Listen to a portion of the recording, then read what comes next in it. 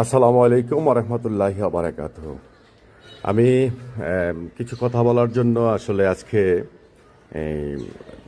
এই ভিডিওটি করেছি। বিষয়টি হচ্ছে আবদুল্লাপুর হাজী আমির উচ্চ বিদ্যালয় সংক্রান্ত বিষয়। আপনারা জানেন আবদুল্লাপুর হাজী আমির উচ্চ বিদ্যালয়ে আমি গত ম্যানেজিং কমিটিতে মেম্বার পদে ছিলাম। তো আমাদের কমিটির মেয়াদ শেষ হওয়ার পরে একটা কমিটি হয়েছে, এখন আবার পুনরায় অ্যাডক কমিটি হবে। এখানে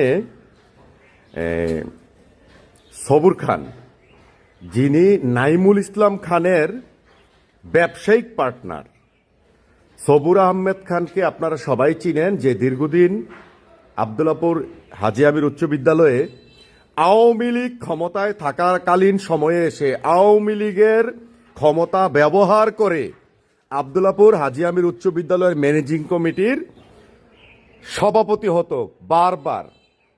আজকে সেই লোকটার পক্ষে, অর্থাৎ সবুর খানের পক্ষে, সেই সবুর খানের পক্ষে যেই সবুর খান শেখ হাসিনার প্রেস সচিব নাইমুল ইসলাম খানের চাচাতো ভাই এবং নাইমুল ইসলাম খানের ব্যবসায়িক পার্টনার। আপনাদের কি লজ্জা নাই? লজ্জা নাই আপনাদের? আপনারা কিভাবে আবদুল্লাপুর হাজী আমির উচ্চ বিদ্যালয়ের প্রধান শিক্ষক বাচ্চু সাহেবকে ফোন করে আপনারা বলেন যে সবুর খানকে যেন সভাপতি করা হয়? আপনাদের দলে কি কোনো লোক নাই? আপনাদের দলে কি লোকের খুব সংকট পড়ে গেল?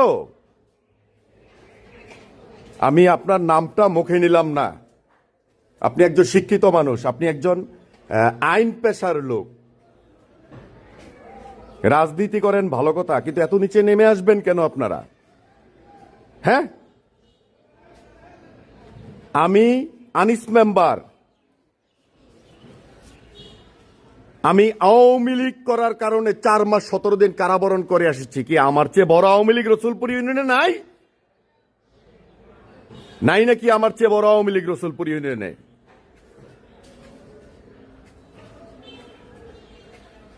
অথচ আপনারা সবুর খানকে সভাপতি করার জন্য স্কুলের টেলিফোন করেন প্রধান শিক্ষককে।